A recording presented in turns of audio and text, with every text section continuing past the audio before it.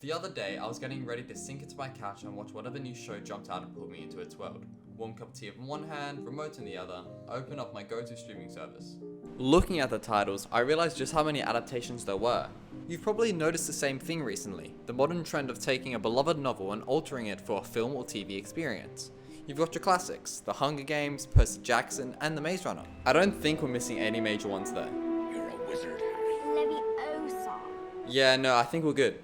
Each of these films and shows work to change aspects of the plot, character, and setting to meet the expectations and lifestyles of their once modern audience. Going back to my couch, one show caught my eye, the show that you clicked on this video to hear me talk about. High Fidelity.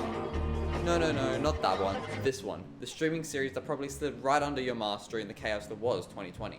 The show is a perfect example of taking a modern twist on a classic text, changing the entire story to revolve around the young bisexual woman Rob living in a modern Brooklyn, instead of the very commonplace straight white male version of Rob in the 1980s London. Before we discuss the effectiveness of the adaptation, let's set some ground rules for what makes an adaptation effective in the first place.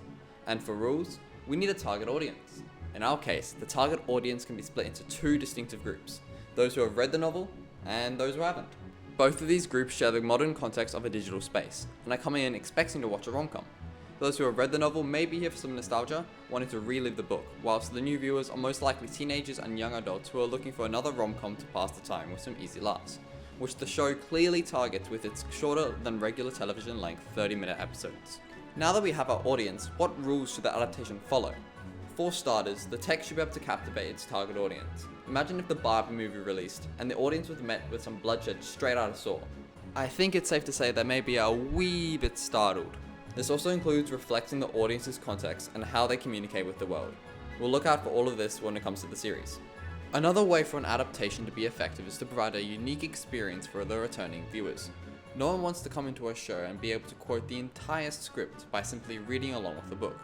We've got Audible for that one. So, the adaptation should change aspects of the story, whether that be characters, settings, plot points, or any of the interactions between these elements. This can work hand in hand with the previously mentioned rule. On the flip side, the adaptation shouldn't stray too far from its source. If the plot and characters don't resemble the original in any way, how can you call it an adaptation?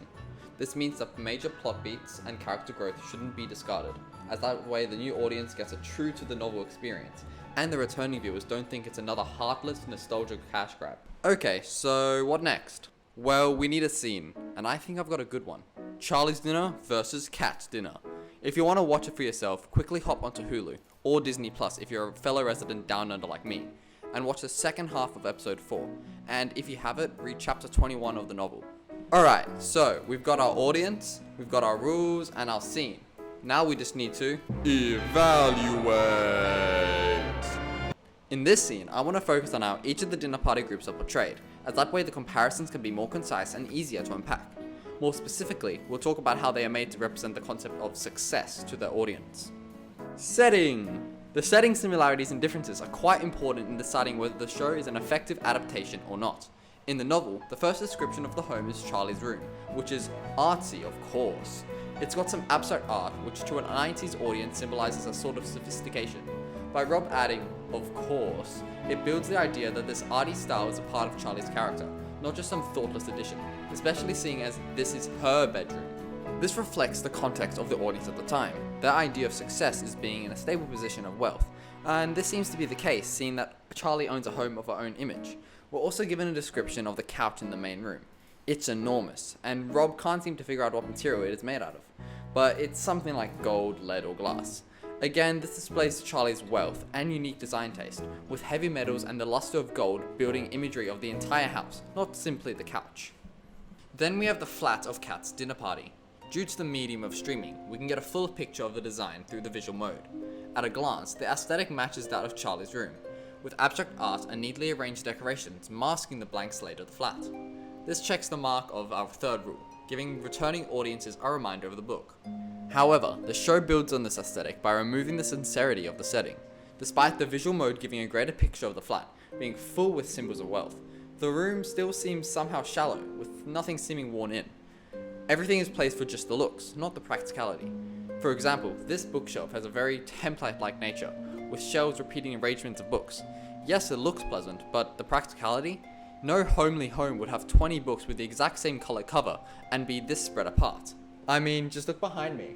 This change from a personal design in the book to insincerity in the show fits our second rule, changing the representation of success enough to engage returning audiences. If it wasn't clear enough that the house is just a sham, let's hear what Kat has to say about it. You thought that I live here? Honey, this is an immense rental.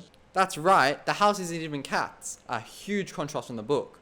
This entire setting is made to meet the modern audience's expectations of successful people today, having enough wealth to be ever moving and not having one place to call home. They keep moving from place to place, and this change meets our first criteria of reflecting the modern audience's thoughts.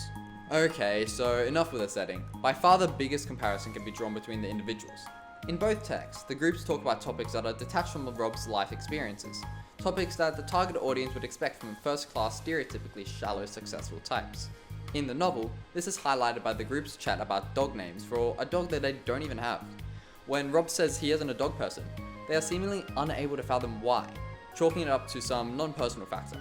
Meanwhile, Rob's inner monologue reflects the thoughts of the audience, thinking about how these people can talk about names for the non-existent dog without being embarrassed. Rob repeats a similar sentiment about the plays and the places that this group discusses. It's the stereotypical rich person disconnect that audiences to this day can relate to. It works to further enforce this group as the representation of success and its shallowness. In the show, Rob has a disconnect to the group, but instead of dog names that travel, it's the ideology. The entire group is made up of influencers who are so distantly detached from reality that it leaves Rob speechless. It's easier to show it than to explain it, so... Well, to be honest, we've actually never met IRL, but I've followed her for months. Actually, this is the first time meeting anyone here. What? I mean, using the term IRL in real life, that's just the type of jargon that audiences relate to the detached digital world. The change to this conversation works so well because this experience is so commonplace for a modern audience, especially for teenagers who are accustomed to influencer behavior. It also keeps the characterization true to the novel, making the group seem shallow. The scene also makes use of its auditory mode, with the inflection that this member speaks with being stereotypical for an influencer. It makes her, and by extension the entire group, seem superficial. Even Rob has something to say, or I guess think is the better word. Play with it, because no one here cares what you say, as long as your selfies are lit right. In this way, the original intent of making the successful people seem shallow and detached remains intact from the novel. However, it has been adapted to reflect the views of a modern audience, who have also likely followed someone they've Never met IRL. The changes made keep the essence of what these characters symbolize in the novel, making the successful seem shallow through appealing to its modern audience's experiences. Another addition that doesn't really have a comparison in the book is the addition of smartphone imagery in basically every shot. I mean it, take any shot from this scene. It's either got visual elements of phones, flashes, or even tablets, and if that's not there, there's bound to be auditory imagery of the excessive snapping of camera lenses and keyboard keys clicking. This change is effective in meeting the expectations of a modern audience, as smartphone technology is basically everywhere now, and in the show works to drive home the superficial nature of the successful group by again relating to a modern phenomenon. It makes this so-called social gathering feel more like a glorified photo shoot, further disconnecting the successful from reality. I think it's safe to say that this edition fits perfectly under Criteria 1. Now the time has come. Is High Fidelity a worthy second adaptation of High Fidelity? In the style of our favorite influencer, consider this a TLDR. Charlie's home is true to herself, with the decor complementing her character, whilst Kat's flat, well, isn't her flat, only acting as a temporary backdrop for some Instagram posts. The use of the adaptation's additional modes here works to its advantage, giving a more specific image of the flat through the visual mode. This move from a stationary home life to the non-permanent residency and insincerity of an influencer's lifestyle reflects the change to the modern audience's idea of a successful lifestyle. Check in the box for Criteria 1 and 2.